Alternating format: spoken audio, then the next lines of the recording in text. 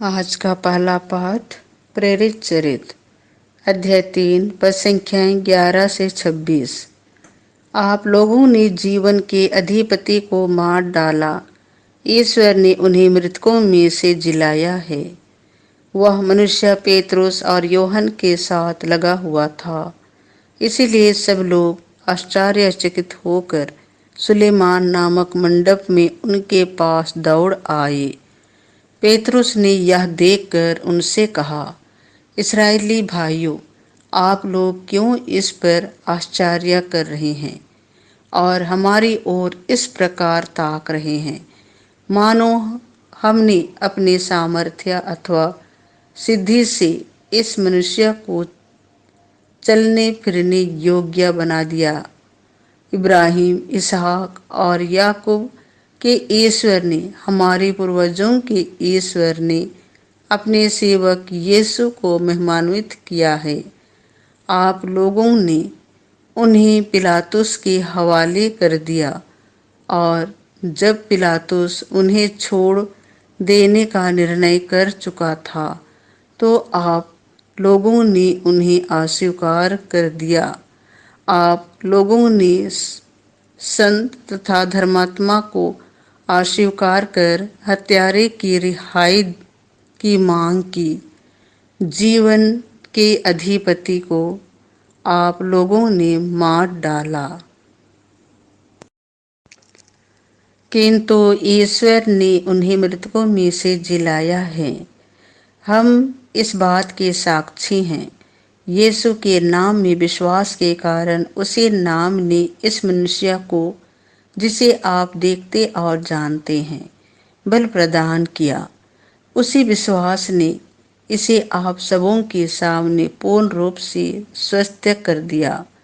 भाइयों, मैं जानता हूँ कि आप लोग और आपके शासक भी यह नहीं जानते थे कि वे क्या कर रहे हैं। ईश्वर ने इस प्रकार अपना वह कथन पूरा किया जिसके अनुसार उसके मसीह को दुख भोगना था और जिसे उसने सब नबियों के मुख से घोषित किया था। आप लोग पश्चाताप कीजिए और ईश्वर के पास लौट कर आइए, जिससे आपके पाप मिट जाए और प्रभु आपको विश्राम का समय प्रदान करे।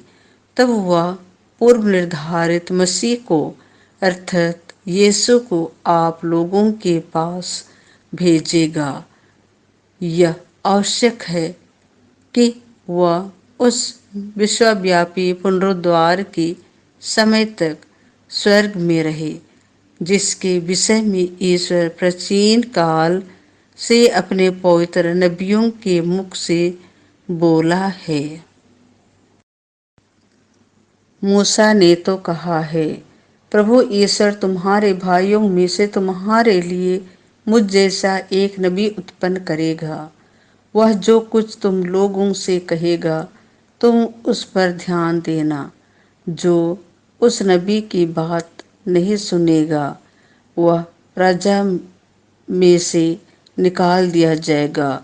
शामुएल और सभी परवर्ती नबियों ने इन दिनों की भविष्यवाणी की है।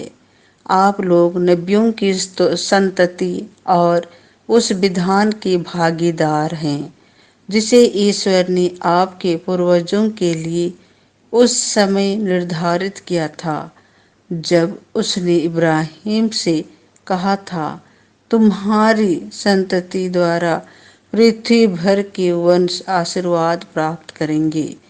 ईश्वर ने सबसे पहले आप लोगों के लिए अपने पुत्र यीशु को पुनर्जीवित किया और आपके पुत्र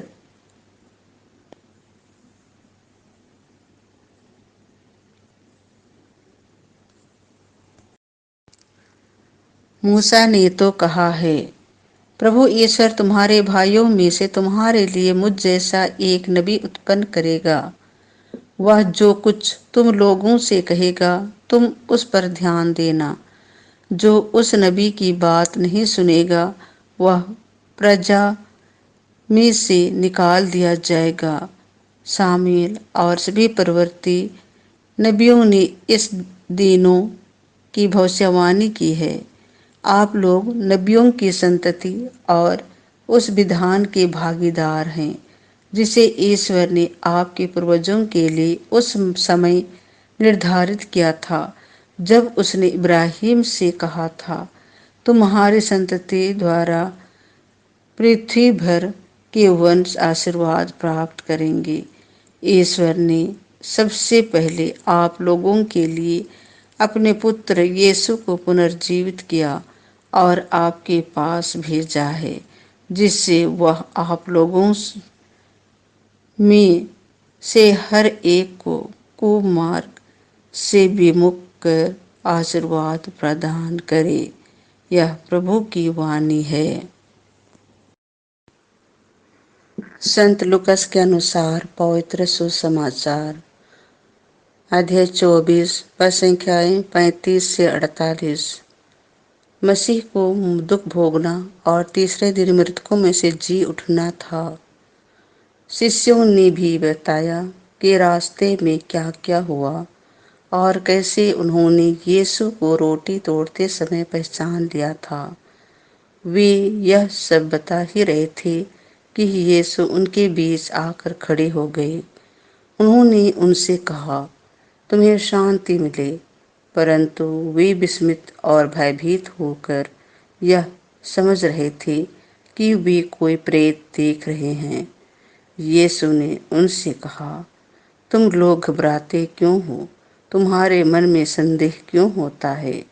मेरे हाथ और मेरे पैर देखो, मैं ही हूँ।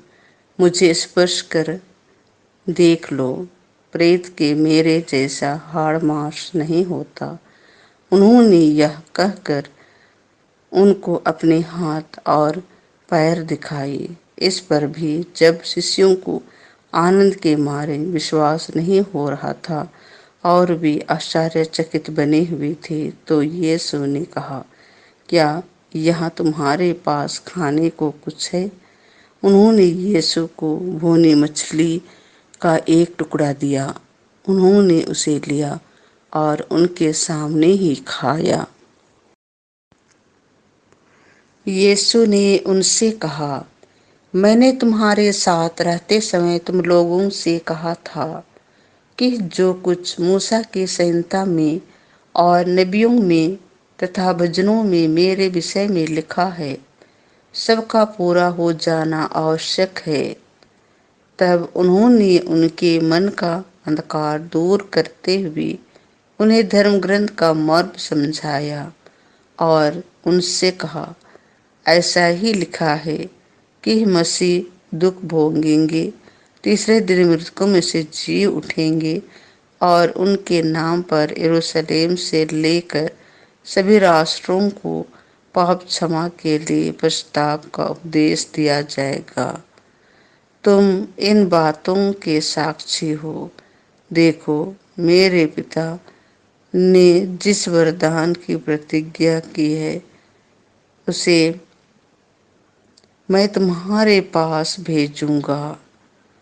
इसीलिए तुम लोग शहर में तब तक बने रहो जब तक ऊपर की शक्ति से संपन्न ना हो जाओ। यह प्रभु का सुसमाचार है।